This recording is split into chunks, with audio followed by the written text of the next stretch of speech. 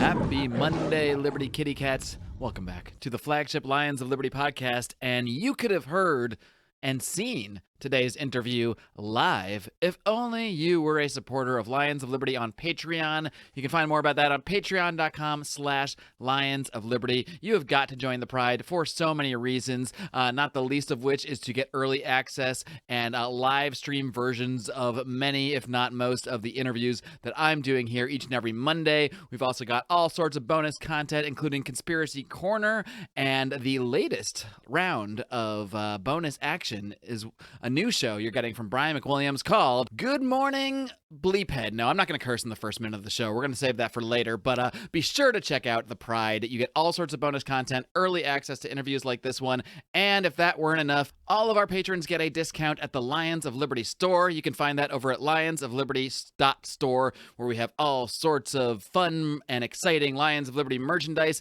like our Taxation is Death t-shirt, our Wax On Tax Off t-shirt, and so many more. Beanies, mugs. You want it, we got it. Lionsofliberty.store. But first, you got to join the pride at patreon.com/Lions of Liberty. We need to empower people with not just the philosophical tools, but the inspiration to break free from the system. Welcome to the flagship Lions of Liberty podcast, your weekly dose of education, inspiration, and real-world application from the top minds in the liberty movement. If you want liberty, we need to be better leaders, better husbands, better fathers, better friends, better businessmen. We need to be better people. Here's your host, your guide, your shining beacon of liberty, Marc Clair. Live long and live free. Well, since we're live, we may as well just get right into things. Cool. Vin, welcome back, of course. At this point, I think for any listener of this program over the past year or so, I don't think I need the whole dramatic, long introduction for you. I think if people don't know about you and the fans of the show, well, they haven't really been listening, I guess, but because you've been on a couple times. And, it's actually the case here. Like, Vin, most people I have on the show are mostly one and done. Usually I have someone on, I interview them, I find out about their life, and I move on with my life. And that's, right. That's the last I speak to them. I have a rare select group of guests over the years who have become recurring guests, but I think you might be the only one actually who's had the honor, I don't know, of being on the show 3 times in a year here. And I think the reason, at least as far as my end goes, is that your message and the things you've been talking about out there have really been resonating with me. And I want to do things that provide value to my listeners. And I think you are providing a lot of value out there right now. And, you're talking about things that a lot of people in the Liberty circles aren't really discussing. And I don't think it's a coincidence that this kind of coincides with things that have been changing in my life over the last couple of years. Like I've gone from, I heard your interview with my friend Mike Brancatelli the other week, and I think I was very similar to him in the sense that for many, many years I was kind of like a libertarian atheist. I believed in the ideas of liberty, but I wasn't grounded in any kind of like deeper religious aspect at all. But over those past couple of years, I've engaged in some different kind of practices, had a few different experiences to the point that I can't say I have taken on a religion per se, but I think I'm kind of putting myself through my own comparative religion class in a sense. I've really gotten into, I've gotten a lot into, I've been reading the Bhagavad Gita. I've been reading, listening to Jordan Peter's Bible lectures. Like I'm not stuck to any one thing, but I've definitely felt this call to become more connected to the mystical out there. So I think that probably makes a lot of sense that what you're talking about is resonating with me for that reason.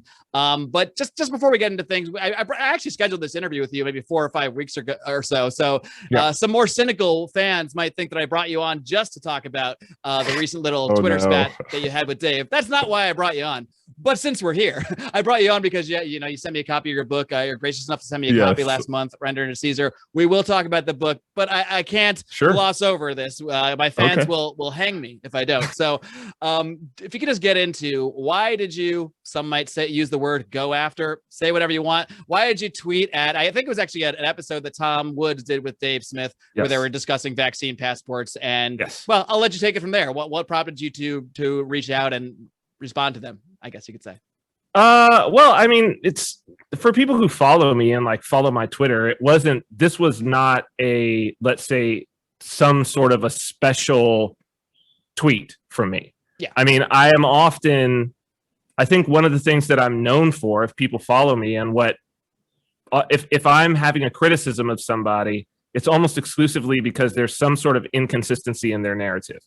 And I mean, that's been true throughout this whole experience. And I think that of 2020, certainly. And I think that that's one of the reasons why people have been interested in the things that I've had to say, right? It's because I've been looking for inconsistencies, pointing them out. There's been a lot of inconsistencies, but, you know, even for better or worse, you know, even those who I consider my friends or my allies, if I see inconsistencies, if they make inconsistencies publicly, I will respond publicly. So it's like if you have a public forum, and especially if you are somebody whose stated goal is to increase the size and scope of the platforms that you are on so that you can spread a message, then if that is your stated goal, I am a public figure seeking platforms to spread a message, and then there is inconsistency in your message, I am going to publicly, because you're public and you're saying that you want to do this public and it's supposed to be a public message, I'm going to respond publicly, and I'm going to respond showing the inconsistency. And when I do, if I do it on Twitter and you're on Twitter, I'm going to tag you. I'm going to tag you because I would want you to do the same with me, because I would want to be able to respond. And that's the correct thing to do, because I believe that to do otherwise would be cowardly. And so I simply responded. So basically what I was responding to was that while these two individuals have been pushing and promoting this idea that they're going to take over the Libertarian Party, and that this Libertarian Party Mises Caucus is a good strategy and a good tactic, and it is what they are throwing energy at. Not only that, they want other people to join them in this, right? So they are actively saying, we want you to come and spend your time and energy doing this because we believe that this is a good thing to do. To then have a conversation where, and it was specific to this conversation. And if you watch this particular interview, recent, I don't know, last week, something with Tom Woods and Dave Smith, Tom Woods actually begins by saying, well, I called you to ask you to come to talk about the issue. We don't even need to say what it is. The issue. It is the issue, vaccine passports, right? And Dave Smith, and they then go on to spend about 15 minutes talking about how it's actually a relevant analogy to say that these vaccine passports are like the yellow stars that the Nazis made the Jews wear. Okay? And so what I said was, there's a high level of cognitive dissonance here. Okay? You can't have both things. Either this is equivalent to the yellow stars, like you're saying, that the Jews were forced to wear by the Nazis, or the Libertarian Party is a viable tactic for acquiring liberty at this time. Because if you put the two of those together, what you're saying is the Jews should have formed a Libertarian Party. Okay? So how should the Jews have handled against the Nazis to stop themselves from getting pushed into concentration camps and gassed? Well, they definitely should have done a Mises Caucus. And they just needed to take over a party that has no political power and no elected officials in Germany so that they could have a platform to say a message. It's like, it's one or the other, guys. It's one or the other. Because 2 seconds of thought is like, bro, you guys are totally inconsistent. And that was it. And that was basically, and that was what I said. And so then underneath that, and this was where the row started, right? Underneath that, I put in quotes. I said, the powers that be are creating a new caste system, and so therefore we need them all to just read one volume of Mises Human Action and they'll change their minds. Now, you laugh, right? Why do you laugh? Because that is clear parody. Because when you say it that way, it sounds ridiculous.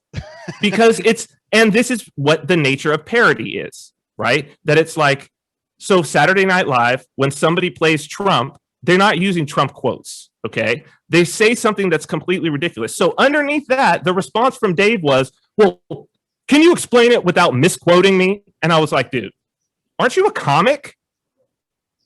And that was my response to him was, bro, if you can't see clear parody, obvious parody, which is the tool of comedy, like it is the number one tool of comedy is parody, you must be a really shit comic. And that is a very, very valid thing to say for somebody if you call yourself a physicist and I write E equals MC squared and you go, can you explain it without just using just random letters and numbers? And it's like, bro, aren't you? If it says physicist Dave Smith, like, I'm like, wait, you're a pretty shit physicist if you don't know what E equals MC squared is, right? And that was basically and then everybody said, he called him a shit comic. And it's like, did I actually do that? Go and read what I just said. Like, you guys want it. They want there to be drama. And it's like, I don't want there to be drama. I want there to be consistency. Right? So that's it. That's the long and the short. The dude can hate me for it, but I would appreciate him to it was clear what I was saying. And so it's like, the one thing he never did was answer. I think it's a very valid point that I'm bringing up. It's like, should the Jews have formed a libertarian party? Because if we are the Jews being forced to wear yellow stars right now, perhaps if that's what you say we are, like, let's talk about tactics then. It's got to be one or the other, guys. That's all I was saying there. Yeah. That's what I want to get into, because I'm a fan of you. I've known Dave for years. I'm a fan of Dave too. I like you both. I don't care about igniting a beef or a feud or anything like that. but I do want to get to the bottom, as much as I do like controversy, because it does generate cash literally for us. Like, I really want to get to the actual issues at hand, like this idea, your criticisms of this idea of the Libertarian Party takeover. And why that is a poor use. Because I think and correct me if I'm wrong, I think from your point of view, it bothers you to see people being asked to put energy into something that you feel is kind of a waste of their time, and not only a waste of their time, but maybe actually, going against what we really need to be doing right now.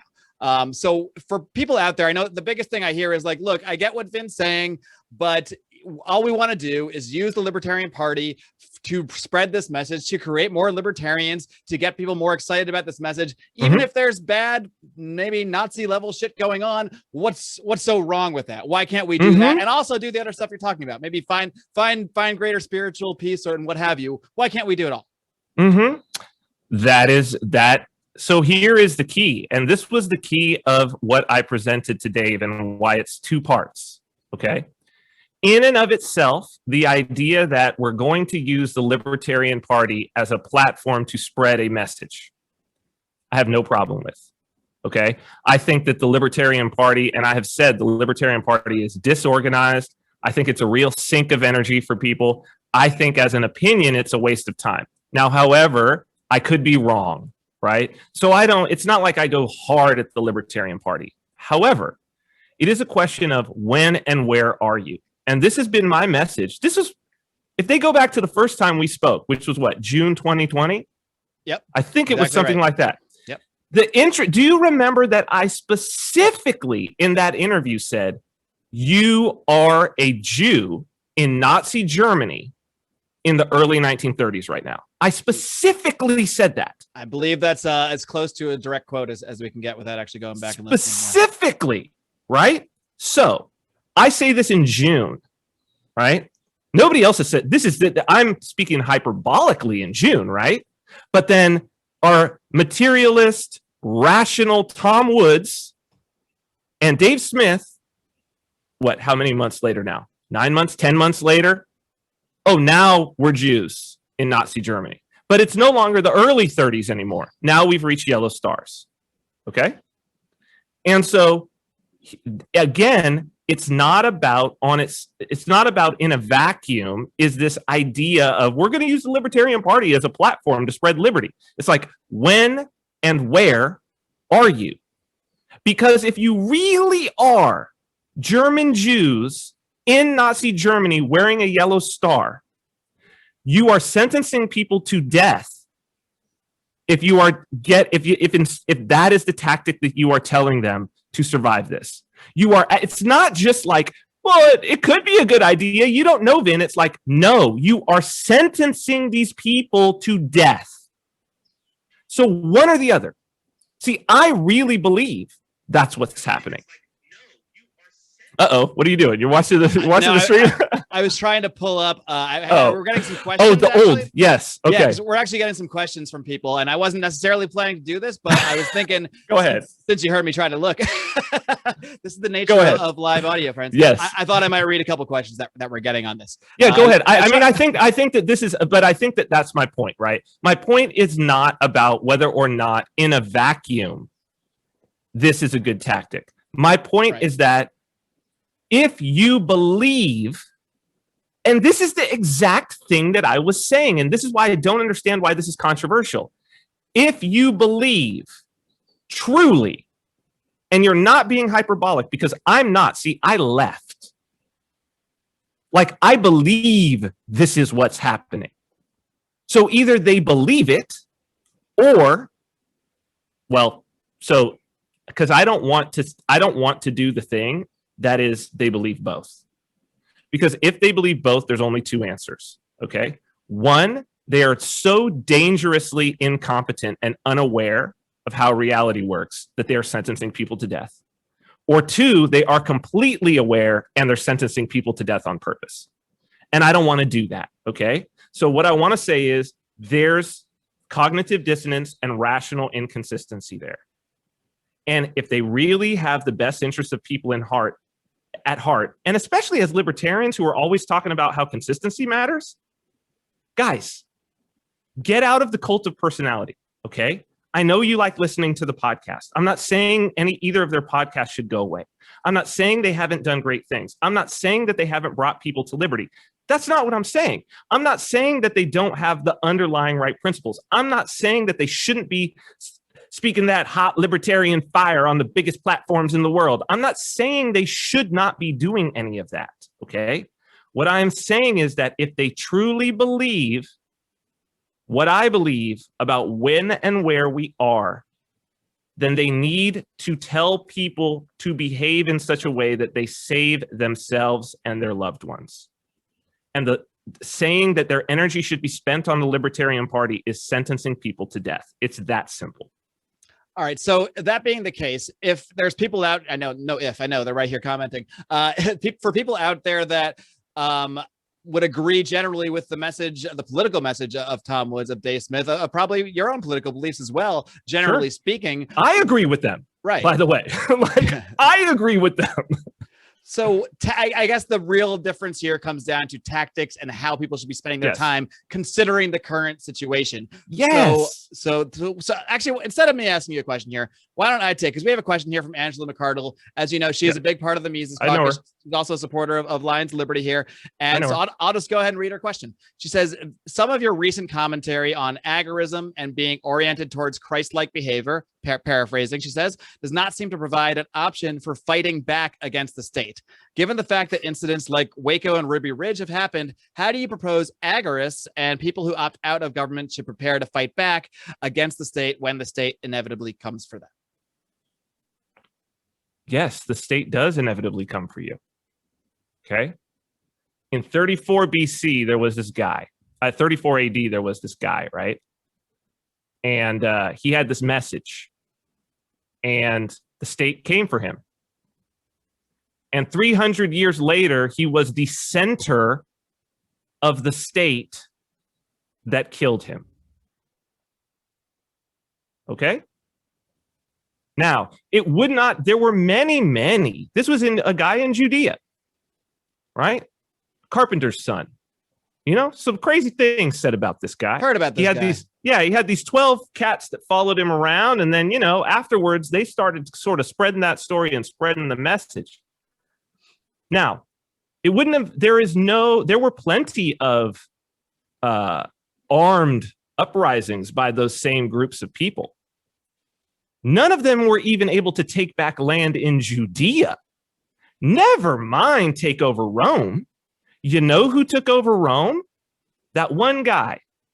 The one guy who bore his cross. The one guy who lived in principle. And time and time and time again, it is martyrs that change the world. It is the people who, that's how you really fight. It's a mimetic fight. You have to win hearts and minds. If you win the hearts and minds, you don't even need the guns. And even Mao said this. It's not even just the righteous that say this. Mao's whole message was, it is not guns that win wars, it is will. Will. And it is the will to die for your beliefs. And so that is what is going on. That is the reason and the power of Christianity. And that is what being Christ-like is. It is not be sweet to people. Go read the Gospels. Christ is not sweet. He's an asshole. He tells his followers that they're pieces of shit constantly. Constantly. He calls people hypocrites throughout. Anybody who comes to him and tries to catch him up in something or say something, he calls them a hypocrite. He sends people away from him constantly. He's like, what, you really want it? Sell everything you got. Come follow me. Oh, I can't do it. Well, bye. That's Christ. But he talked the talk and then he walked the walk.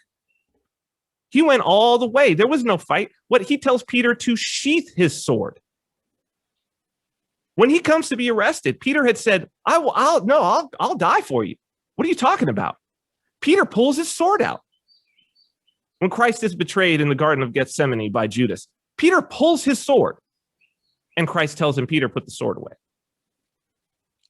I got to go to my Father. I'd say that the Lions of Liberty audience, just broadly speaking, over the past 7 years, probably contains, more than two types of people, but broadly speaking, there's a couple of types of people that are listening right now, some of which do have a more religious background, are Christian or Judeo-Christian or have some kind of religion and might actually be like really agreeing with what you're saying, understanding what you're saying, where others, another segment of that population who might have been more like me a couple of years ago is probably thinking what I would be thinking a couple of years ago, which is saying, okay, so great. So cool. Vin just wants us to read the Bible, become Christ-like. No. Awesome. No, not at all. First off, you are Christian. If you are a libertarian, you are Christian. Period. You live inside of a Christian vernacular. All of your principles and morals, if you are listening to this, if you aspire to liberty, you are a Christian. Why do I say that? We hold these truths to be self-evident, that all men are created equal and are endowed by their creator. It's a Christian God with certain unalienable rights, chief among these life, liberty, and the pursuit of happiness. Also, we hold self-evident that governments are instituted among men to protect these rights. This is libertarianism. This is what you believe. But the only reason you have rights is because you have your first axiom. Because Hume's guillotine says you cannot derive an ought from an is. Your first axiom is that you are created by God, equal to everybody else, and that God, a God, the Christian God, has given you those rights. That's it. You are a Christian. Whether you go to church or not, you believe your whole. There is no libertarianism without the Christian God. There are no human rights without the Christian God. This did not exist before Christianity. This meme did not exist, period, before Christianity. It was introduced by Christ. You are a Christian, whether you read the Bible or not. And I'm not asking anybody to read the Bible, and you don't need to read the Bible, right? All I'm explaining, when I'm explaining these Bible verses, what I'm explaining is what is the actual story that is at the root of your culture. And so when you're asking what changed the world, whether you're a Christian or not, there is no question that at the center of Rome to this day is Christ. That is not a religious statement. That is a statement of fact. I think something you touched on there is what I think is just of utmost importance, no matter what you believe, is what you mentioned there is having the story to tell. And the fact is, you can believe in just there was a pile of energy and it exploded into a big bang and then things happen and now we're here. You can believe that. You can believe something else. I don't really care if you believe one of those things or whatever you believe in between. It doesn't matter, because it's still an absolute fact, absolute truth, that stories are what move people. Yes. Stories are why our civilizations are built. Stories are why, or maybe lack of stories, you might say, is why civilizations fall apart. Lack of a 100%. cohesive story, which is a lot about what you talk about in your book, Render Under Caesar. And I just think you have a really good knack, I think, because I don't think, I'm not coming at this from really a strong knowledge of Christianity. I was raised Jewish, but I think I was kind of raised as oh yeah, there's some silly stories. Once I'm 8 years old, I think, oh, these are silly stories my parents told me so I can go to, celebrate the holidays. Right. I was basically a Jewish atheist, which I think actually describes a lot of Jews that I know. There's a lot. Oh, yeah. Well, Christians too, obviously, Yeah, as we just said, right? As we just said. But Christianity is Judaism, It is basically a form of Judaism that you don't have to be, that is not tied to your ethnicity, right? So it gives it, obviously you add that little meme change, and the viral nature of it is but it is, at the end of the day, it's Judaism, all of the patterns are Jewish patterns. So yeah, I mean, a lot of Jews are like me, where you're raised with the stories, and at the end of the day, you like going to bar mitzvahs, you like drinking wine, you like the ceremonies, but you're not necessarily wedded to it as any kind of ideology. But it's only in more recent years, and maybe, as you say, I think maybe deep inside me, maybe I still did hold on to some kind of version of this story, because at the end of the day, I mean, there are many libertarians who come at things from, I read all of Human Action, and then I read Rothbard, and I just think I see the efficiency, and I just know no matter what somebody wants in life, it's always going to be economically better because of everything we learned from Mises. But I've never met anyone I shouldn't say I've never met anyone. I've interviewed some people on the show that say they got to libertarianism through that sort of thought process.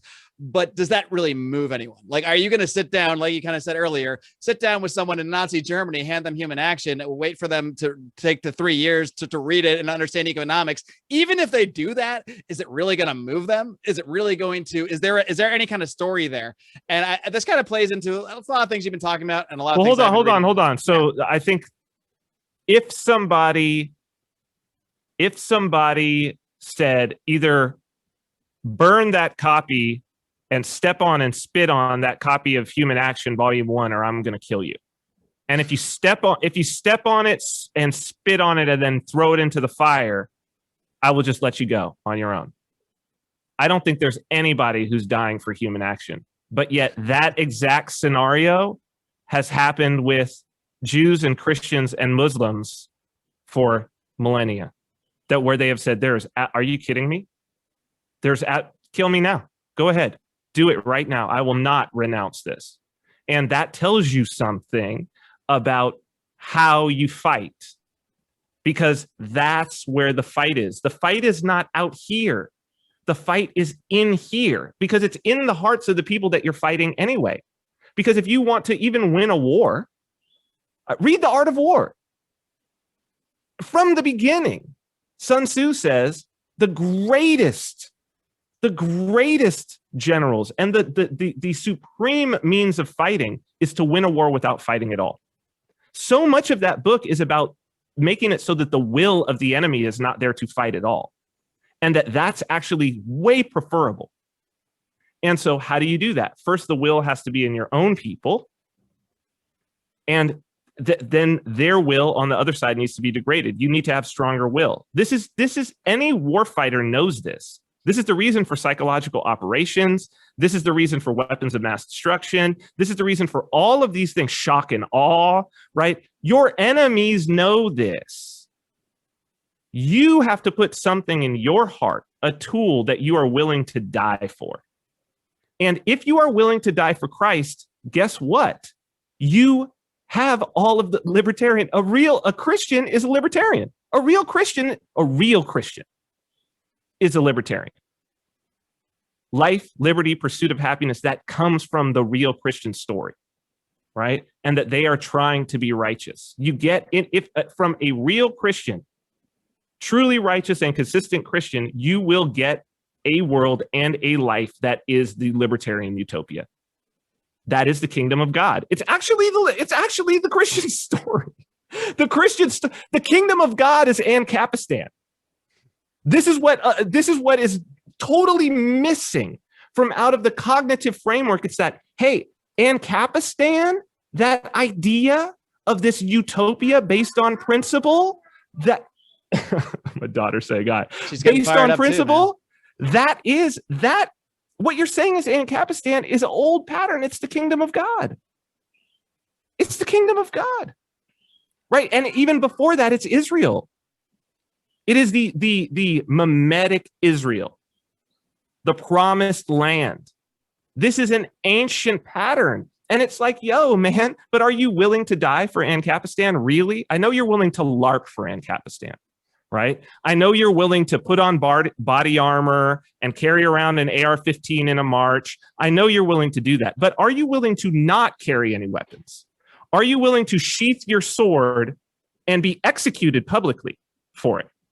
Because that's a totally different thing. And guess what? If you want to know how you actually win the war, it's the latter, not the former. Gandhi can speak to that. Martin Luther King can speak to that. Jesus can speak to that. I know what a lot of people are thinking, listening to this, watching this right now. They're thinking, all right, so here's what Vin's telling me I got to do. I got to become a martyr. I have to die to see the world I want to see. Well, look, Vin, I got a family. I got a wife. I got a kids. I don't want to be a martyr. I just want to get my freedoms back. I just want to prevent. Then you don't get your freedoms back. Then you don't get your freedoms back. That's the answer. You don't get your freedoms back. Hold on. Hey, baby. Okay, yes. Go ahead. Go, Valentina. See if my wife could grab her. It's all good. She's so cute. She's getting fired. She's so cute. You know? Yeah, she hears me. But the answer is this: you don't get your freedoms back.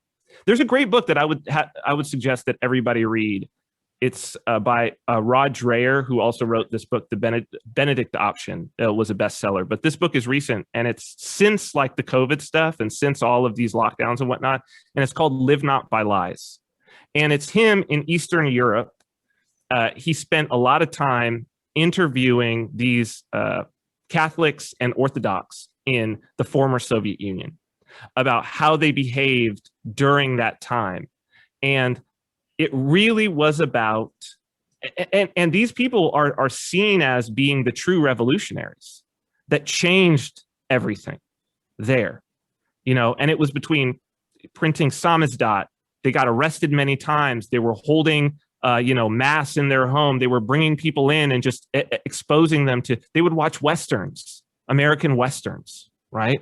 This is truly what ended the Soviet regime. It has to end from inside, where the will of the people, what you're presenting to them when they're ready. And they need to see, wow, look at the principle of that person. If you read the lives of the saints, like, there are so many scenarios where there are saints who are martyred, and as they're being martyred, literally the people who are executing them are like, this is too powerful. They're so moved by it that they're like, I can't kill them anymore. You're going to have to kill me. And they become martyrs in that moment. And it's like, it's everybody around. It's not getting on the biggest platforms and spitting that hot fire. It's living in truth. That's the fire. That's the fire. It's not railing against this and railing against that. You can rail. That's perfectly fine. But are you willing to bear your cross as well? Because you say, I've got kids and I've got a family and all of that. And it's like, okay, you've got kids and a family. If there was a chance that I'm a father. If somebody tells me, look, here's the options. Either you do nothing and you basically have to wait, and your children and their children and their children will grow up under tyranny, or you live in truth and you're a martyr for this cause, and there's at least a 1% chance that your children get freedom, as opposed to a 0 and you just continue on. I think that's the real, and it's bigger than 1%, by the way. And what people will have to give up is, there's not going to be gulags. There's not going to be gas chambers. It's not even that. it's like, it's literally comfort. That's it. You're going to have to give up the brave new world. You're going to have to lose some comfort. You're going to have to take some risks. Maybe your whole family has to eat ramen for a month. Maybe it's for a year. Maybe it's for 2. Right? But that's the degree that it's going to go to. But we're so soft. We're so soft. Like, it's not consumerism. It's not buying another AR. It's not buying a 3D printer so you can print pieces of it. You haven't used it. They've taken everything from you. They've literally taken your entire civilization, and you haven't fired a shot. You haven't fired a shot. If you haven't fired a shot now, you ain't firing a shot in the future. That's just LARPing. It's LARPing. And we're doing people a disservice when we do anything but call it LARPing. We are doing them an extreme disservice because our enemies know it's LARPing.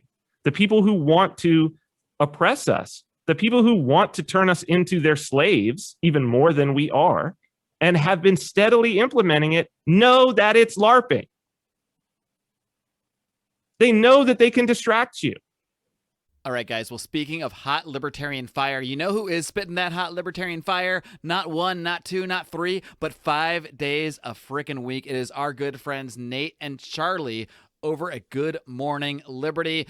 Just like Brian's show, Good Morning Bleephead, this one airs every single day and doesn't always air in the morning, but it is a daily great look at the events of the day, and these guys just do great commentary, great work. You don't want to miss the dumb bleep of the week, that's for sure. You're going to want to subscribe so you don't miss a single day of the great analysis from Nate and Charlie over at Good Morning Liberty. These guys have worked in the healthcare industry, in the music industry. They have some really interesting perspectives on the ideas of liberty, very valuable perspectives. That's why I am a subscriber to the show as well, and you should be too. So check them out wherever you find podcasts, and of course at their amazing URL, BernieLies.com.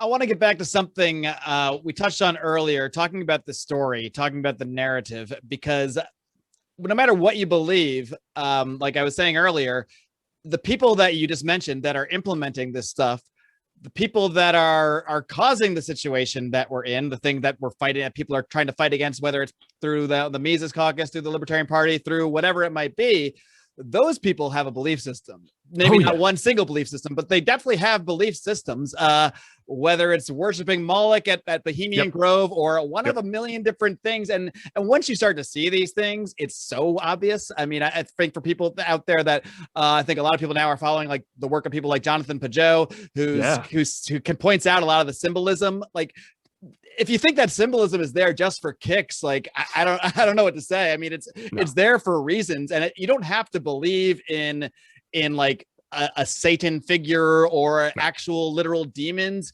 to understand that these people do, or they believe in something like that. Yes. So how are you going to combat that without at least knowing your enemy, without at least understanding your enemy, and without playing on the same battlefield? In a sense. Well, you're gonna go on the biggest platforms in the world and spit that hot libertarian fire, right? That's gonna do it. You're gonna rail against social welfare programs and the military-industrial complex, and on the biggest platform, spitting that hot libertarian fire, right? That's gonna do it. That'll do it. That'll do it. So, do you see any role for the political system in the United States to combat this stuff in any way, or to spread a message, or do you just think it should be abandoned entirely if we're really trying to create a real change here? I really don't know at this point what type of, like, how asleep and unaware you have to be to think that which we call the political system in the United States still exists. Have you not paid attention to the executive orders over the last year? Like, seriously, extrajudicially. And people are like, well, yeah, but we take them to, what we do is we take them to the courts, and then we sue, and then we do this, and then they get dropped. And it's like, yeah, a lot of these things got dropped after how long? 6 months, 7 months. And the thing is, you have to win those every single time. They only have to win them once, because the one thing that it didn't do is it didn't bar them from making another executive order in the future. It just took down that particular one. they can print these things up and sign them, no problem. This is where we're at. There is no like, and it's like, okay, maybe if you said, well, we have some idea that we are going to replace all the governors. Well, first off, replace them with libertarians. First off, is in a democracy, you're going to need votes. Okay. So first off, there aren't even a majority of people aligned with your beliefs. That's the first thing. The second thing is, no matter how much talking you do, there's never going to be that many people aligned with your beliefs, because this is human nature. Even when the Declaration of Independence was written, it was a minority of people that were in support of it in the colonies. Okay? So it's like, it's always a minority of people. And then the second thing is, you suck at politics. Like, these are two entrenched political parties with so much power, and neither one of them has an interest in relinquishing power, because it isn't just like it's only been Democrats using these executive orders. So the governor of Texas, rescinded the mask mandates and now has said, oh, well, businesses can't. And I believe that DeSantis in Florida has done it too, saying, well, we're barring businesses from taking, these from demanding vaccine passports. Oh, okay. How did he do it? With an executive order. Mm-hmm. Okay. So it's not even like you're living in truth. It's not even like principle, right? So you're like, political process. We need the political process. Constitutional. Yeah, DeSantis, great executive order. It's like, what? Oh my God. It's like, dude, no, you're living a lie. You want it to go your way, but you're already not in the majority. You're in the minority. You're a Jew in Nazi Germany. It kind of reminds me of something we discussed last time, how, there was, I think at the time, well, not probably still now, but there was restaurants in LA that were starting to open up with certain conditions upon them. And there was a video of one guy just, giving hell to, well, not really hell, just kind of sort of yelling at the health inspector, saying, look, I've complied with all your stuff. I've done this, I've done that, and you're still shutting me down. And I kind of see it similarly here. It's like, well, you've already agreed to the premise. Yes. You've already agreed to the premise. So if you're now, look, I mean, I'm somewhere in the middle here. Like, yeah, I don't want vaccine passports used. So part of me is like, good, I don't want them used. But the other part of me is like, but I can't really agree to this premise. Can I really agree to the premise that a state governor should be, using executive orders to ban business from doing things, and then that's going to be our salvation here? We all move to Florida and we're all good now. I'd like to think it's that simple, but again, I see it as similar in that, well, maybe you're getting a concession that you like in the moment. Maybe these restaurants are getting a concession they like in the moment because they can finally open for 6 hours a day or something, as long as they keep people 25 feet apart. But they've made the concession already. And I feel like there's a similarity here where, okay, well, fine. Maybe you like that Governor DeSantis is banning vaccine passports, but you've just made the concession that tyranny is all good. Well, Plato said this in the Republic like 4,000 years ago, man. You know what I mean? 400 BC. Plato in the Republic says, this and no other is the root from which a tyrant springs. When first he appears above ground, he is a protector.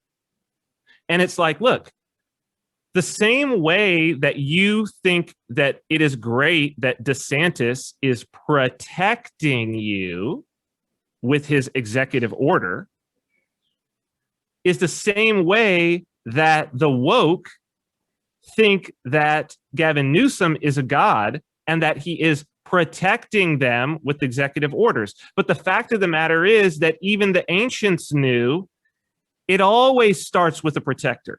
Plato wrote this in the Republic. He said, this and no other is the root from which a tyrant springs. When first he appears above ground, he is a protector. That is to say, it's every tyrant first appeared as a protector in what they did. And because that was it, people abandoned their principles. This is a common pattern, man. This actually kind of makes me think of somebody specific that you've mentioned a couple times.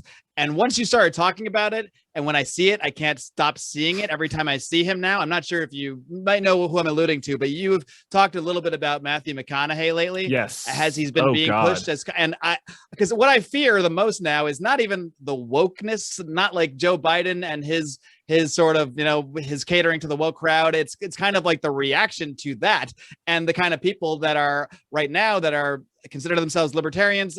Those people that are cheering DeSantis might be the same people that might cheer the anti-woke dictator that might come along as sort of counterbalance to that. 100%, dude.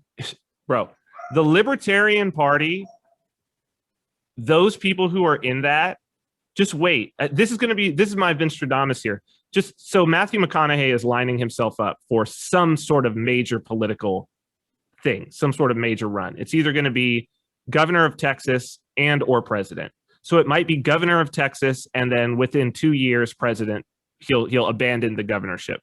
This is actually a path to the presidency. I mean, George W. Bush did it, right? So it's a common path. It's a path that works, and he's got the name recognition. I guarantee you that that people within the Libertarian Party are going to be like, he's probably a pretty good decision. Like, he's probably pretty good. Like, he seems like he's probably kind of for free markets. Yeah, so. He seems like a free market guy. He's coming from out, and it's like, he's from Texas. He's probably all right. Jesus. Like, I guarantee.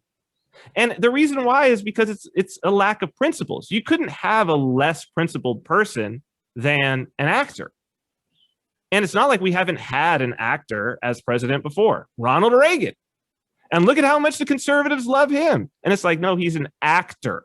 But Matthew McConaughey was in Dallas Buyers Club. Surely he picked up a thing or two. Right? I'm saying, you know what I mean? Like, no, it's real. It's real. Like, those characters that he played.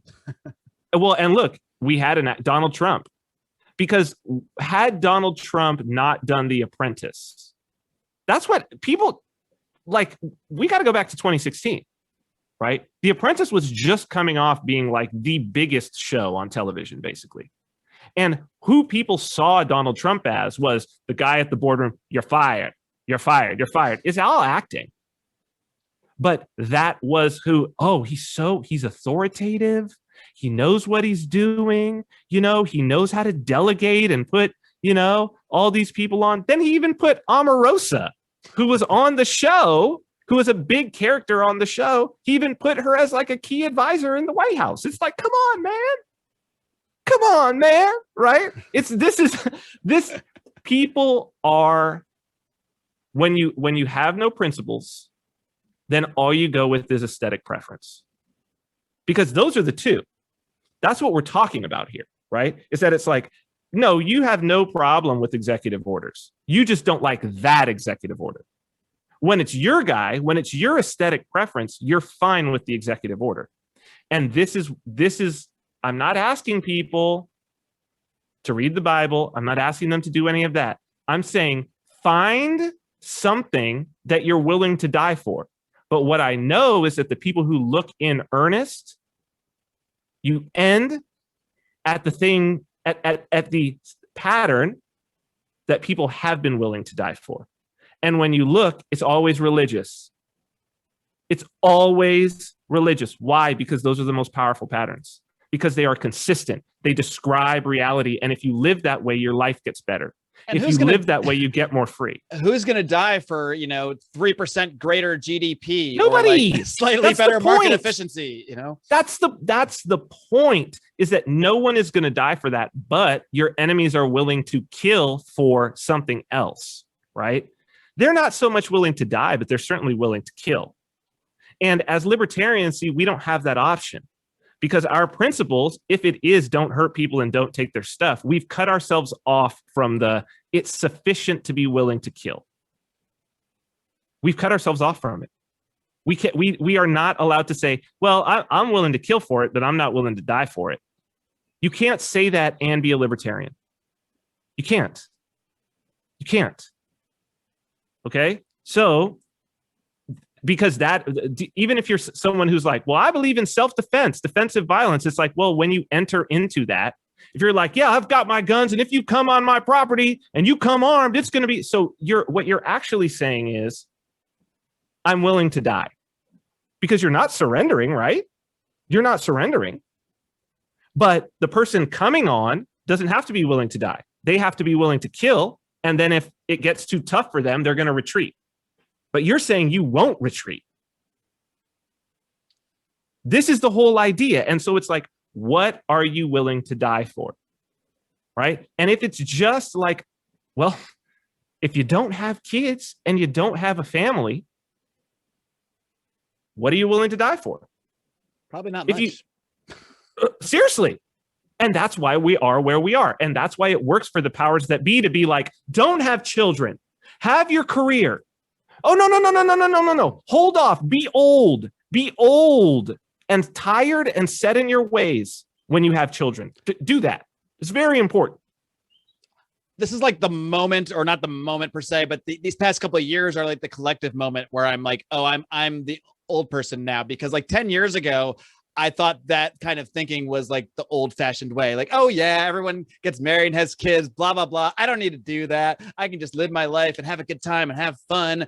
And, now 10 years ago, like 10 years later or so from that kind of the time I might've had that attitude more so, I look back and now I just see like the nefarious nature of everybody that pushes that sort of message. I see, I'm in no way, anti-trans or anti-gay or anything like that, and then people will now go clip whatever I say next and whatever. I don't care.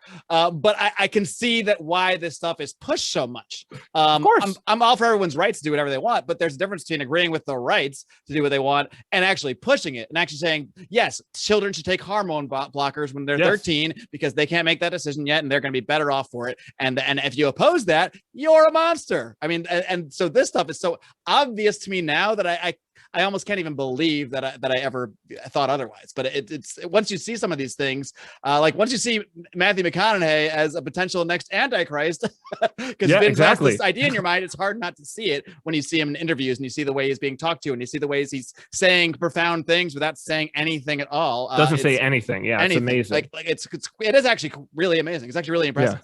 Yeah. It's really weird. I don't know. I kind of, as I've been gone down this journey lately, I believe more and more in synchronicity. And it wasn't long before I saw you start to tweet about Matthew McConaughey. One night I had this dream that I was supposed to interview Matthew McConaughey. And I was like, it's like a common dream I have where I'm supposed to do something, but I'm running late. Like sometimes it's like class or something. Yeah. It's like one of my most common dreams. But in this case, it was specifically Matthew McConaughey. And I don't even remember if the interview happened, but I just remember his face in there. And then not a couple weeks later, I see you tweeting about this guy, being the next strong man or something like that. And I'm just like, well, why did that appear in my brain? I don't know. Maybe there's a rational reason for it, but it's just one of those things where I was like, wow, okay. Patterns. So we put together patterns, which I think gets to the point of like, this is the powers and principalities idea, is that why did the ancients see there as being these organizing systems above them? And I think as materialists, we can kind of explain it. So like somebody might say, well, there's a demonic and satanic plot to make it so that people don't have children. And you could go like, okay, that's like for a mystic who understands what that is, like if you, at a simple level, if you live as though that is true, you have the same result as if you really understand what's going on. And it's just basically like that people don't have children for the exact reasons that we said. There's very little that they're like, somebody else is being oppressed over there. My neighbor got dragged out. If you don't have kids.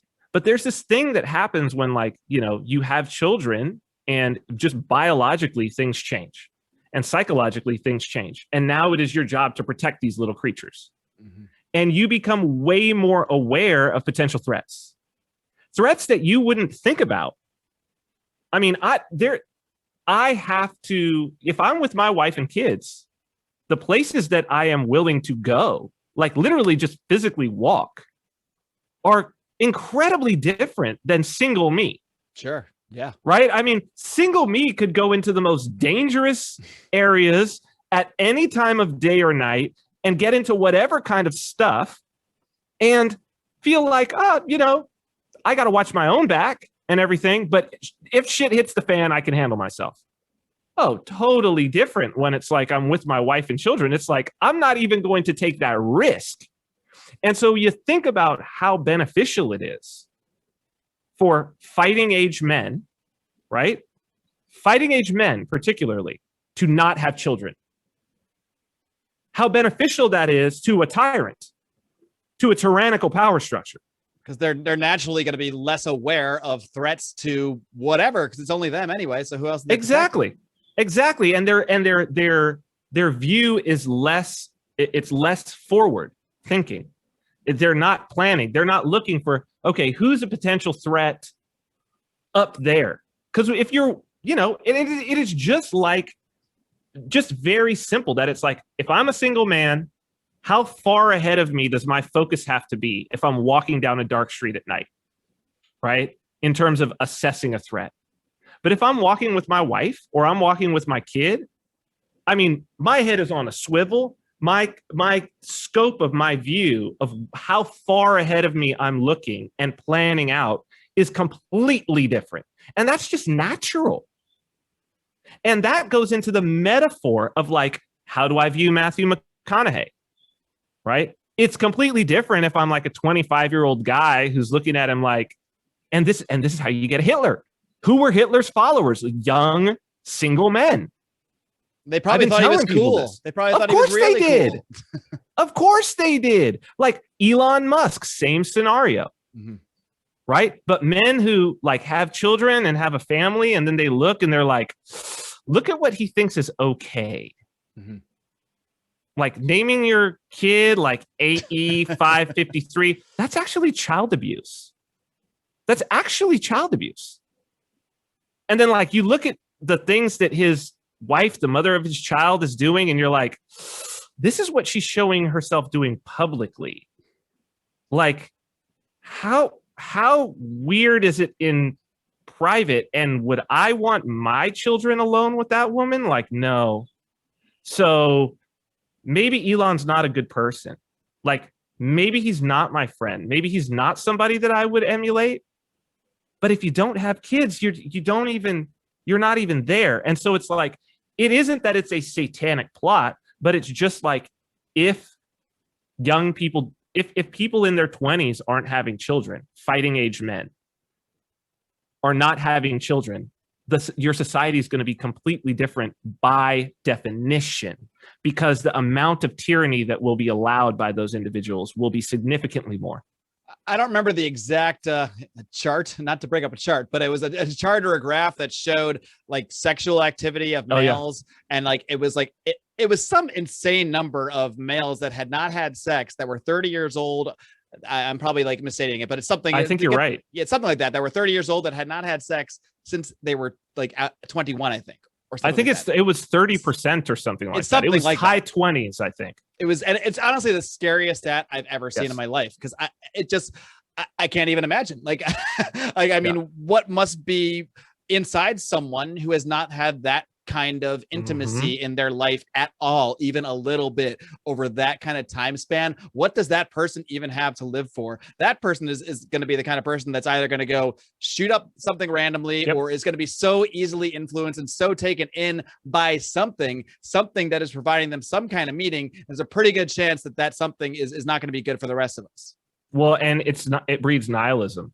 Really, that's the real thing that it breeds, is like an actual joy at seeing the world burn. So a resentment, right? A joy at watching some guy's small business fall apart, that you were never able to have any success in business or with women or money, that watching somebody's family be destroyed. I think that's what actually a lot of this is. Like, I think that a lot of what is going on in woke culture, well, they say that's what it is, right? They say that what they're out to do is smash the patriarchy. And so it's like, well, what does that mean? Patriarchy meaning, well, pater is father. So it's like patriarchy meaning father at the top of the hierarchy. And it's like, man,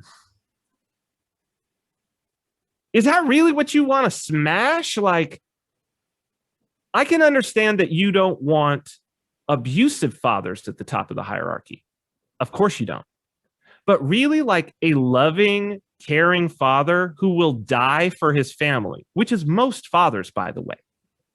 Like, although we're flawed human beings, most fathers would be willing to die for their family, really at the drop of a hat to protect their children. Like, that's just, it's built into us. And so it's like, do you really want to remove that? Like, are you really sure that you want a society that isn't built on the idea that men would die for their families? That men would give because if they're willing to die, they're certainly willing to work their asses off, which has always been the case. And then they're willing to band together to defend in mutual defense others. And so it's like, wow, yeah, that does look satanic. Like, if there was a such thing as Satan, isn't that exactly what? So it's like, okay, all right. I think that's like the big thing that I take from, reading your book specifically. It's like a lot of the stuff in there.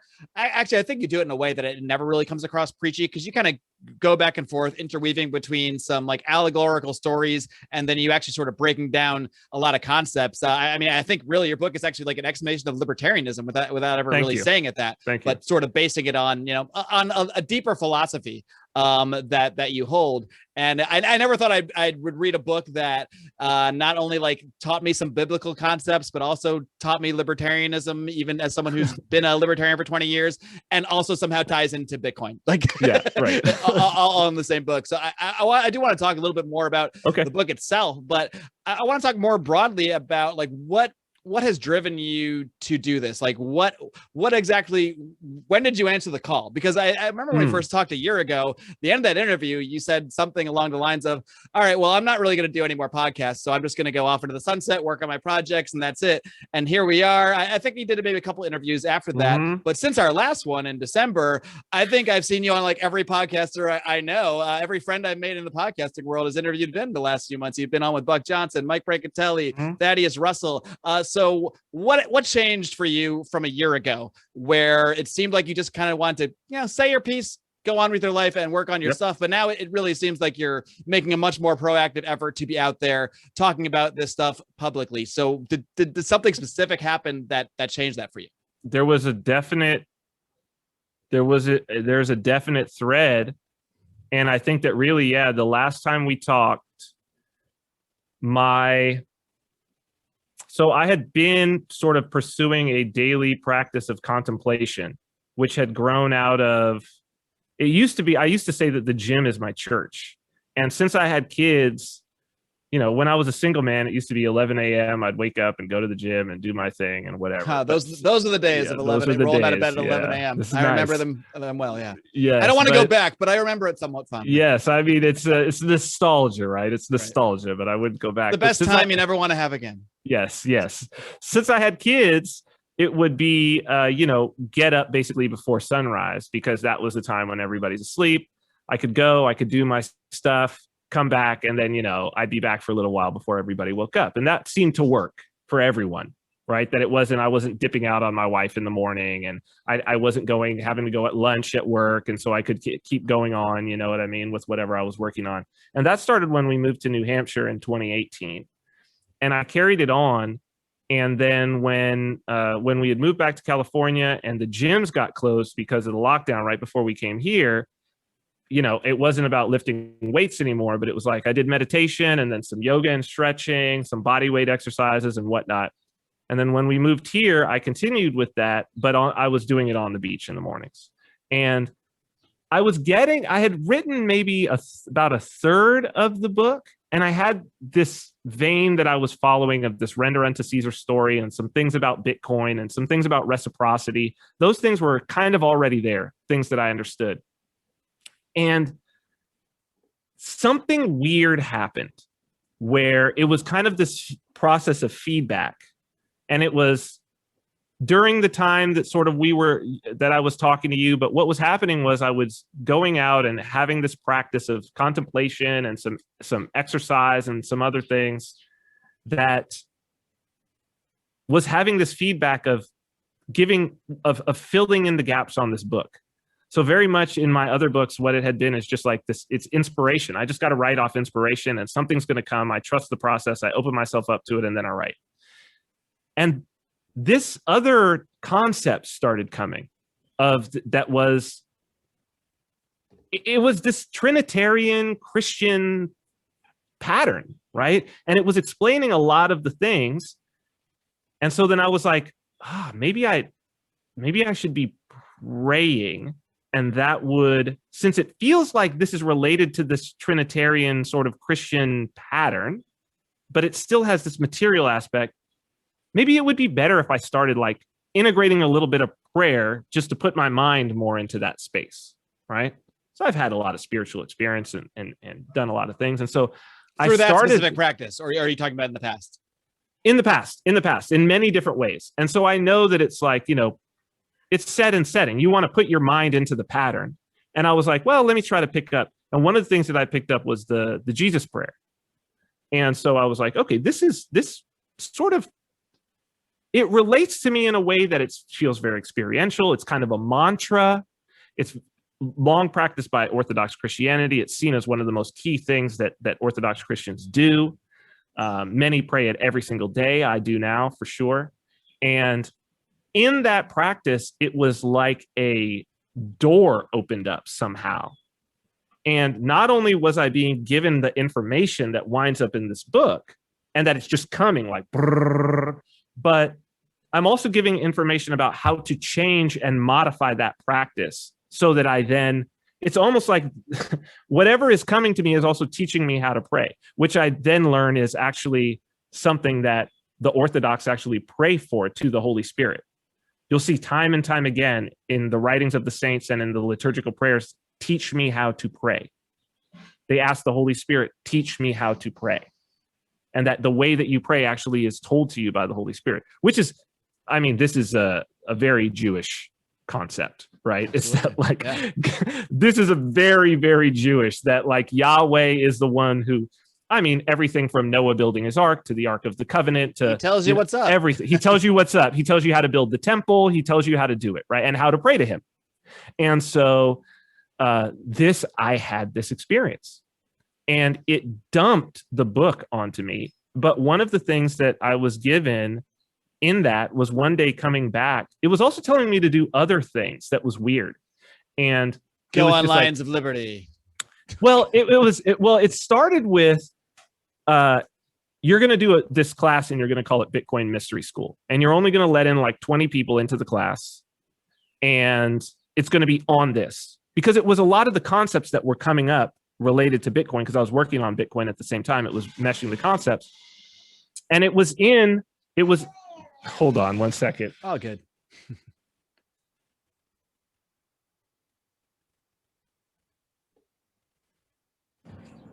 So it was, she's so cute. It's hard to like, so this is how I know I'm a different person than 5 years ago. Cause 5 years ago, I'd be like, this guy with his kid here. And now I'm like, she's adorable. It's all good. I can see my own evolution in front of my eyes. It's good. It's good, man. But it was actually within that my first class filled right up, which I was like, this is weird. People want this. This is really weird. And I was actually reached out to by somebody and he was like, hey, we had talked before and he's an Orthodox Christian. And he was like, hey, there's some guys in my parish. There's like 10 of us. We kind of have a brotherhood. We meet and talk. Could we do like a private class? And they ended up actually being the first private class. And in that group was their priest, a Serbian Orthodox priest. I've talked about him before. And they were actually the first ones to take this class. So weirdly enough, right? Like out of nowhere that like, here I am doing this Jesus prayer, which is the Orthodox Christian prayer. It tells me do Bitcoin Mystery School. And who reaches, and it's like, hey, we've got 10 guys. We want to do the private class and we want to be the first ones. And in that is this priest and who is now my spiritual father. Because through that and interacting with them, I was like, could you help me out with my prayers? I'm doing these prayers. I'd love to talk with you. And we hit it off. And then it was like, boom, level up. And it was more information and whatnot. So for me, that's what changed. What changed was I had this experience that lines up with all of these things, and that the delivery is that book. So what I would say is 2/3 or more of that book is what you might say is like almost like channeled. That literally it would be out at prayer. I would walk out, do my prayers, and on the way back, the entire section would be delivered to me. And I would just sit down and write. So like that's what you're seeing in that book is that. And it was that fact that it produced that was it has been so undeniable to me, and the things that it brought into my life, that then, I basically said, hey, if people want these pre-copies of the book, just reach out to me. And if you are a podcaster and you want to talk, and it snowballed from off of that. And it's then just the Jew in me. No. If I see something for free or a good deal, like that's just my instinct. I'm like, free book, I'm in. Let's do it. I'll sign the deal. You can come back on, sure. But everyone's got their own reasons. Yeah, it's been so that was it. And honestly, like I also told myself that I'm taking I promised myself that I'm doing a sabbatical, like starting next week. I'm not doing any more interviews. So again, with you, right? It's for real this time, for real. until I'm called again. But the thing is that I have so much coding work, and I now know what I need to do in terms of the next thing. And it's very important that I do this software work and this Bitcoin work. Like it's very, very important. So yeah, it's it probably won't be the last time. I think it probably won't, but it'll be the last spat, I think, because I'm pretty exhausted. I got to say, like, it's been an exhausting process, but I'm glad. And I think that the response of this last, let's say 60 days from people has been that it's really helped them a lot. So, I'm just trying to deliver what I've been given and to spread it on and just to bear witness in that way. All right, guys, we are in the home stretch here. We've just got a little more we're going to dive into with Vin. But first, I've got to make sure you guys know about one of our great supporters, great sponsors, great patrons. That is Zach over at Lorenzotti, Italy. And if you need a pick-me-up, if you need a boost, if you need a little extra energy to get through some of these long podcast interviews, well, then look no further than Lorenzotti, Italy. They deliver fine, premium, ground or bean or whatever kind of coffee you want right to your front door at very, very, very affordable prices. Prices made even more affordable by using discount code LIONS at checkout for 10% off your order. If that all wasn't enough, these guys are not just coffee connoisseurs and I can never say this word that I'm trying to say. They get you good coffee, all right? That's all you need to know. But they also help other entrepreneurs out there trying to get their own start in the coffee industry. People that are trying to start their own coffee shops. They help people get access to financing, to purchase equipment, all of that great stuff. So just one of the many, many reasons to support our friends at Lorenzotti, Italy. You can find them over at lorenzotti.coffee. And don't forget to use that discount code LIONS at checkout for 10% off your order. This kind of brings us back a little bit to something you do talk about in the book in a general way, kind of the importance of a practice, and that you've talked about in a lot of interviews. And this actually, I actually didn't even intend to do that. It's so weird. Synchronicity again. Right when I say the word practice, I accidentally clicked over to the notes that I had that I never looked at, because I have this habit where I create notes for an interview because I've done it since the beginning, but I don't even look at them anymore. Right. But I actually just did. But I wrote down this quote. And it starts with the word practice. So I'm just going to read this quote that I already kind of had in my mind, but I think it really sums up. It's where you're talking about the concept of sin, and the way you kind of phrase what the concept is, I think can make sense to people that it doesn't matter if you're a believer in Christianity or any religion at all. You can be an atheist and understand this concept the way you're laying it out. But the quote is, "Practice without theory means never reliably hitting the mark. Theory without practice means never even attempting to hit the mark. Both scenarios are sin. The wages of sin are death." And I think this ties into obviously everything you've been talking about, here and elsewhere. But do you want to just expand on this idea more? It's not even where I was originally going with the question, but take it from there, because I think it's such an important concept to lay out. So sin. So the Hebrew word for sin, chata, I guess if I'm saying it correctly, it basically means. Yeah, it means to miss the mark. So like archery, you miss the mark. And I think that that's a really good way of in Greek, it's hamartia. So that's what would be in the New Testament. So when you understand it that way, when somebody says, I'm a sinner or we're all sinners, you start to be like, oh, that's not even like a religious thing. That's just like self-awareness that your nature is to miss the mark. Like hitting the mark, you're not born to hit the mark. You know, you can't make have a 90% free throw shooting average just stepping onto the court. Nobody does. You can't.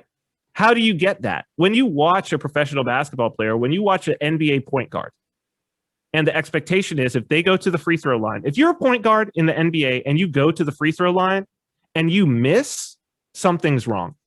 You probably shouldn't be like, it's a rarity, right? You're supposed to have a 90 plus free throw average if you're a point guard, for sure, or a shooting guard, definitely. Maybe a center, like that was the whole thing, Shaquille O'Neal. Send him to the line, he can't shoot, that's a problem, right? And what's the answer? Practice. Thousands and thousands of hours of practice, not thousands of shots. Oh, no. Tens of thousands, hundreds of thousands of free throws have been shot by the time somebody makes it to the NBA, right? In terms of practice. And so that is what a practice is.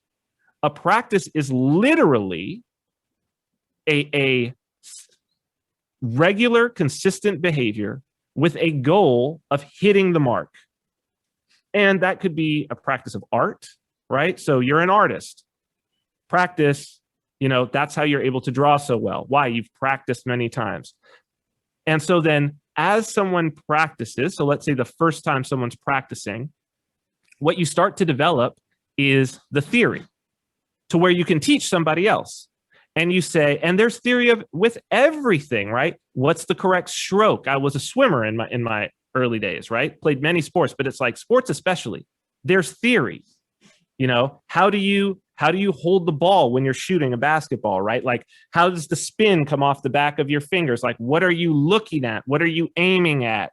How are you stepping? Like 1, 2, 3 with the step, like for a layup, like all of these things, that's the theory. Now, if you have the will to practice and you have good theory, you will be able to hit the mark, right? If you practice without theory, that is just throw the ball. You could do that. Just stand there and throw the ball at the net, never trying to be like, well, that didn't work. Let me try something else. Oh, that worked a little bit better. Let me hone it in. Oh, that's a little bit. Okay, now what if I do this and this? That's theory. And somebody who's worked on the theory, this would be what we would call the trainer. That's what they're really showing you. They're showing you how to practice with good form, technique, right? Theory.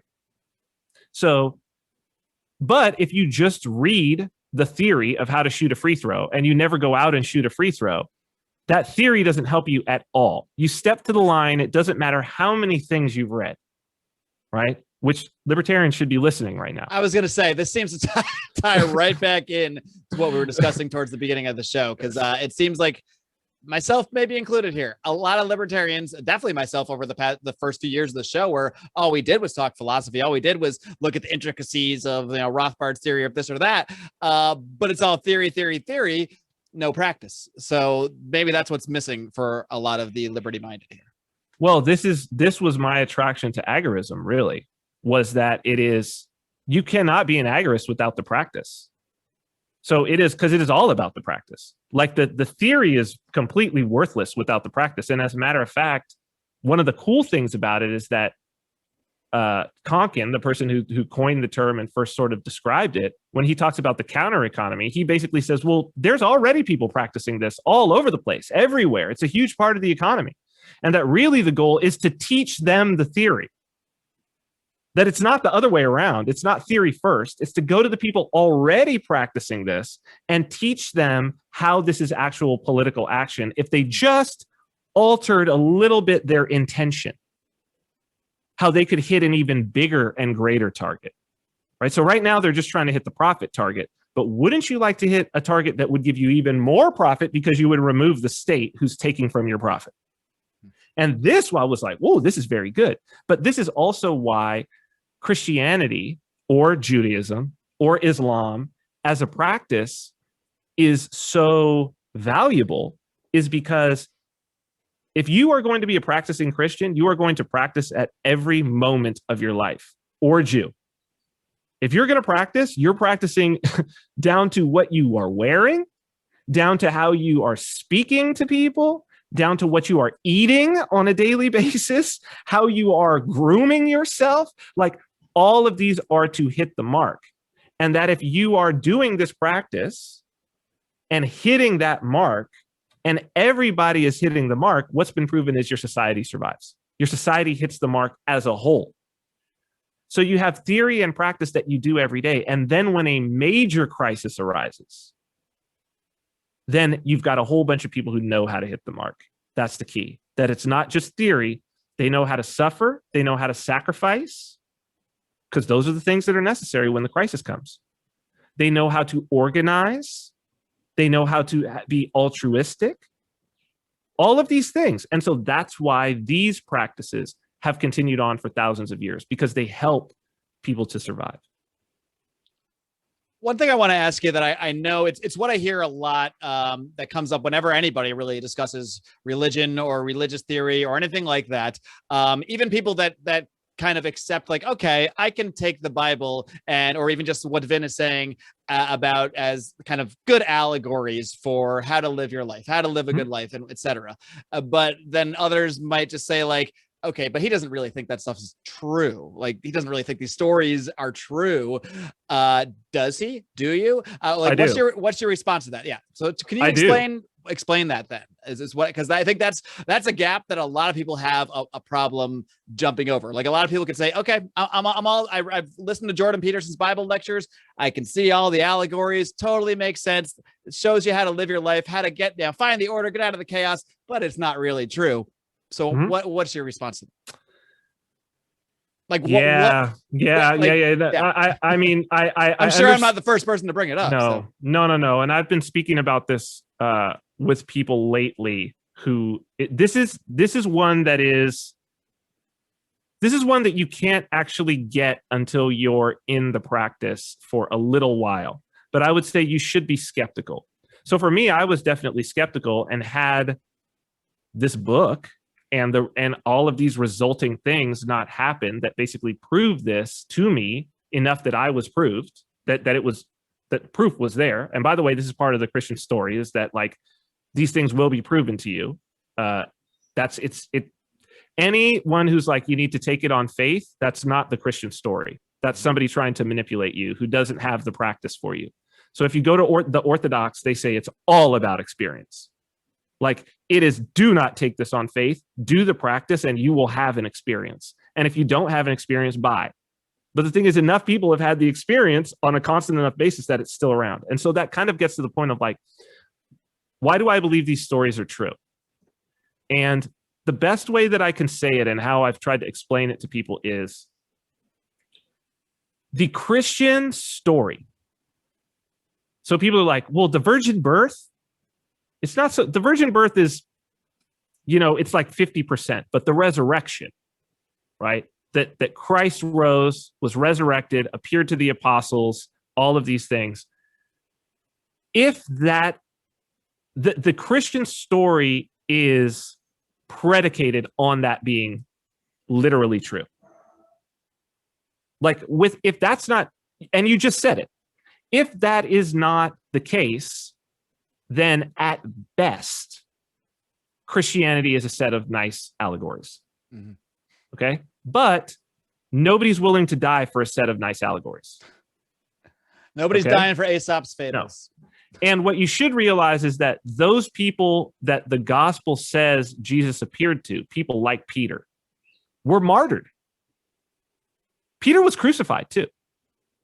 And he demanded to be crucified upside down, because he refused to be crucified straight up, because that would say that he was equal to Christ. Imagine that. He went to the cross, but he was like, but crucify me upside down, because I'm not even worthy of as Christ. And this is so it's predicated on.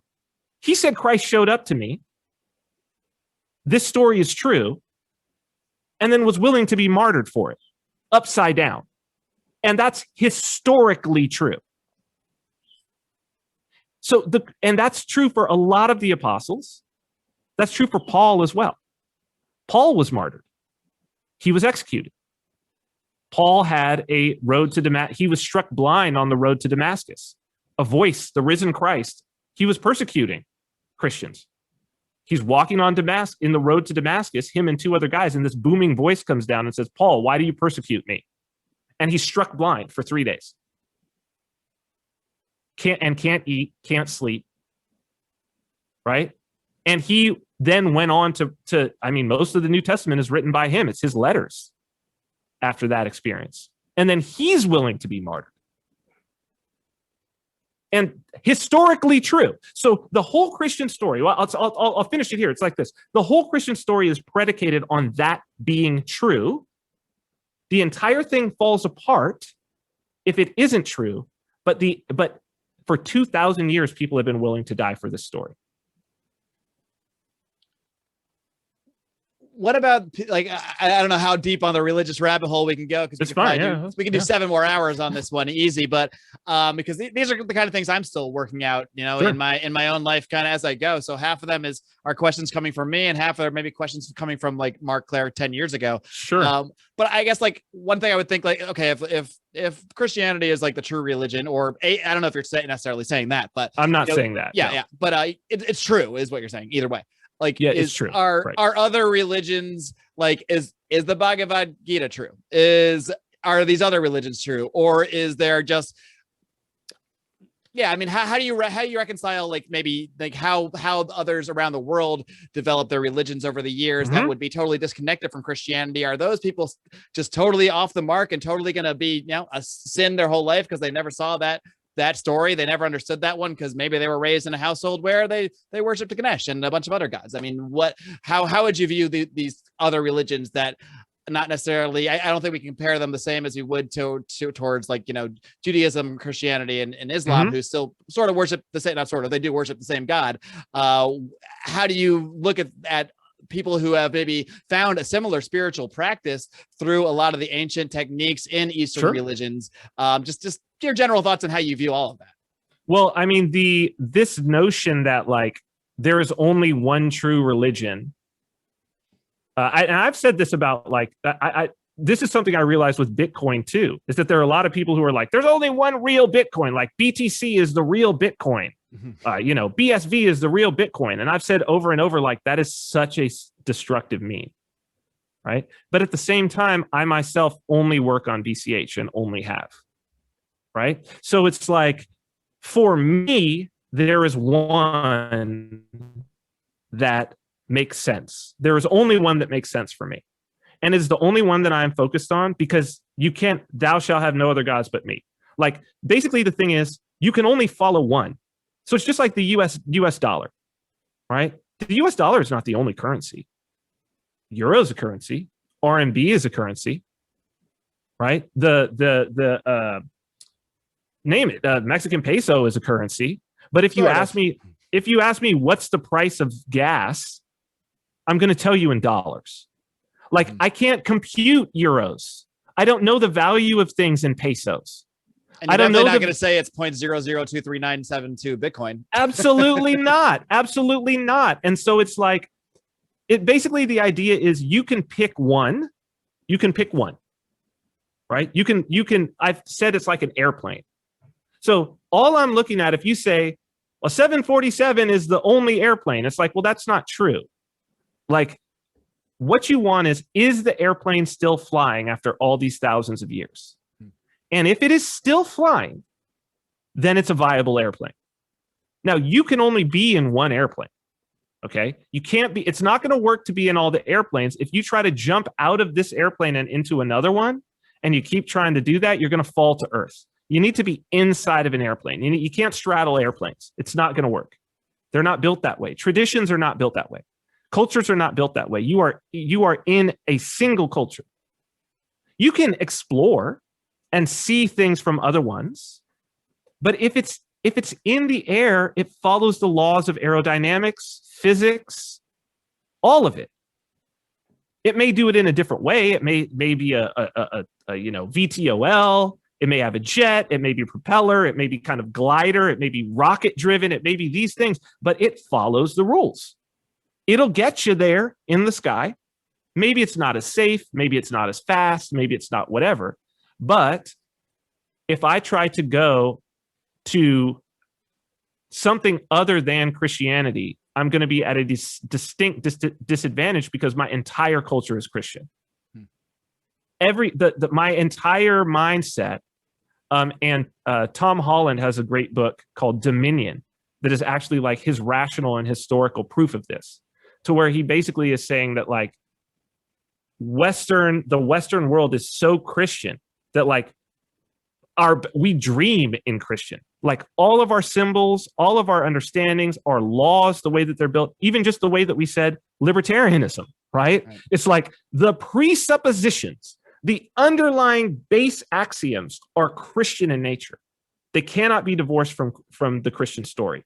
And so I'm somebody who likes efficiency, right? So I'm like, I have explored others, but when I explored the Christian story at its root in the real way. So it's like, I have been in the evangelical church. I was raised in the Anglican church. I'm baptized Roman Catholic. I fell away from all of that. There was nothing there for me. And at the same time, I did not know this. I did not know the original. Like, I did not know what was being said in Orthodox Christianity. I did not realize it was mystical. One of the things, it's not proselytizing like that. That's a Roman Catholic thing that came from the will to conquest of Western Europe. Like, you don't see where are the Orthodox who went and took over and conquered? It doesn't exist. People convert they have a mystical conversion and they convert. That's what happens with Orthodoxy. Or they're raised in it because they're Greek, Russian, like my wife is baptized and my children as well. And so it's within their vernacular. But there's no evangelical orthodoxy. This all comes from the vein of the Catholic Church, which their two leaders excommunicated each other for these reasons. Because this corruption and will to power from the Latins, as the Greeks saw it, was unacceptable. And that sort of hierarchy of a pope and all of that, they don't have a pope. Orthodox don't have a supreme leader. Doesn't work that way for them. Right? So they have decentralized patriarchates, basically, who are all equal to one another. None like better than the other, but are in communion with each other. So it's like if you're from the Serbian church, you can go and take communion at the Egyptian Coptic church or the Ethiopian church. So it's not the one, but it's my one. And it's the only one that I can speak in, just like I've chosen to speak to you in English today, right? And it's like, if we try to swap the Chinese, we're both going to have problems. We're both, no one's going to listen. And it's like, I could go and try to learn Chinese so that I could absorb Taoism, but I will not be absorbing it as a Chinese person. Mm-hmm. Taoism hasn't affected all of my reality. I don't have Taoist symbols embedded deep within me from my birth, but I have Christian ones. So it's like, it's more efficient. Yeah. I think something that has made me more, I would say, like, I have not adopted a religion per se, but I have adopted a strong belief in the mystical and a strong belief that there is something there, because I've felt it. Like I've had experiences and I've had experiences that were induced in some ways. And I've had experiences that were not induced in that way. And to me, that's where it's like, okay, either I'm batshit crazy, which is possible. I'm not going to discount it entirely, or there's something going on. And I think I'm in that part of the journey where I'm trying to figure out what that something exactly is. And I know I'm probably not the only one out there feeling that same way, because like you said, like you've been saying all this time, we are entering into a mystical age, and that has a lot of negative things that come with it, as you've discussed whenever you talk about the dim age. But it can actually have a lot of positive things to it too, if we find our religion, I guess you might say, or if you connect to the mystical in whatever your way might be. I guess just one more kind of question on kind of on the same thread here, though. Just I guess so to you, would you say, like, the way you've adopted Christianity and how it fits into your culture, it works for you, it makes sense as the true story for you. Do you think that, let's say, a kid born in India that has grown up, praying to Ganesha his whole life, and that works for him, and that makes that person work in their culture. Do you think that at the base, at the core of all this, they are you and that person in India praying to Ganesha are ultimately connecting to the same thing? Is that possible through such wildly different stories? I guess. Yes, absolutely. Absolutely. Just as, different species of animals are all connecting to, the same life force, or they all have DNA, so it's like, it's a different species of animals. Now, there is something it's important to look at them as species, right? So that it's not to say that, for instance, like Neanderthal is not any less true. The Neanderthal genetic story is not any less true than the Homo sapiens genetic story, is not any less true than a crocodile's genetic story, is not any less true than a honeybee's genetic story. These are all true and viable genetic stories. And in the same way, all of these religions that have lasted, these ancient traditions, are viable mimetic stories. However, they are not all equal in their ability to deal with, one, crises that come up within them. So they all have their own vulnerabilities and bugs. That's the first thing. And two, with other species. And this is just like so it's like, it's not that Neanderthal is less true, but if you stick Neanderthal and Homo sapiens in the same environment, there will be no more Neanderthals. Okay. That's what's going to happen. Right? So this is worth thinking about. So there are some species that are particularly tough and resistant that can survive. So obviously, as we look, like Judaism is resistant, but it doesn't really spread. It's tough as nails. It's hedgehog. It's very hedgehoggy, right? To where it's like, it's tough as nails, but it's not going to outbreed you. Right. Like, and they're not trying to actively spread the word really at all. I've never. That's just not part of their mimetic pattern, right? Which is true for some species. So like you like, I've got these little these like almost like Komodo dragon type things that like roll around out here, and it's rare that you will see one, but they clearly survive. They're clearly like mating with each other, and they eat the papayas and they do all of that. But then there's like ants, right? And the ants are going to spread. And if you don't stop the ants, they're going to go crazy. And the same is true with different types of plants, like what we would call a pest or an invasive species. And Judaism is not a pest or invasive species, right? Certain forms of Christianity are pests. They're invasive species. Islam, certain forms, like not let's say like the Sufis, right? But certain more fundamentalist forms, or certain forms that are interested in converting, that are interested in having a caliphate, they're like a pest species that they will just grow uncontrollably and take over space, right? That's not the Buddhists. That's not the Taoists. Right. That's not the Shinto. And so it's like, well, what you don't want is when the Confucianism meets Christianity. We'll take a look at Korea. Okay. They're all it's all Christians. Like Confucianism can't stand against what just sitting there. It's not, because Christianity is, proselytizing Christianity. So Roman Catholicism based, and then Protestant Christianity is a pest. It's works like, it just spreads like crazy. You stick it somewhere, it's going to take over.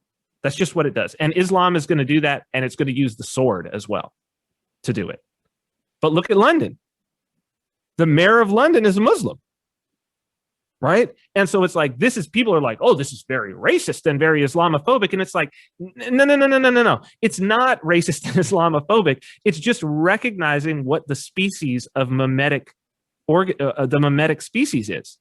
Like, this is a species that, if you look at its history, Islam took over basically most of its known world in like a couple hundred years. Just spread. And most of it was not like violently. People adopted it because it made their lives better from where they were, these pagan sort of whatever. And this gave them a legal system, and the government was working and relatively peaceful and prosperous, and look at the science and look at the trade and they took it on. Most people, and that's been true for Christianity as well, right? Is that most Christian converts have converted willingly because it made things better for them in one way or another. And so that is what I would say, is that it's like, it's not that they are better or worse, but when they come into contact with one another, we know which ones will win. If Christianity and Islam have proven that if you put them in contact with almost any other system, they will take it over. And then they'll fight against each other. Those two, right? Like they will vie. So they are strong in that way. Other ones can hold out. So obviously the Hindu systems have been able to hold out. They certainly held up against Christianity, although there is a lot of Christianity in India. They weren't able. It was not Korea, right? Like right. Obviously the system that they had is much stronger. It was able to hold up. Same goes for Japan. They had some real natural defenses. They kept the Christians off. They quarantined themselves basically when the Portuguese arrived. Literally, they didn't allow guns. They were fighting with swords when everybody else in Asia had been fighting with guns for like 100 years. The Japanese were still purposely fighting with swords because they were like, if we let this in, we're gone. We're done. If we let this culture in, we know what these Christians are doing. Like, no, we can't do it, And so I think that's an important way to look at it, is they're not more or less true, but you certainly can't stand. Some of them are not going to stand at the broad level when you introduce another one. All right. Well, that makes enough sense to me to give me something to chew on, at least. So hopefully it'll do that for other people out there. Vin, I think we've gone. I think this is our longest one yet. So yeah. We'll see. You. I know you're going to take a break, but who knows? Maybe we'll do a 4-hour one in next year.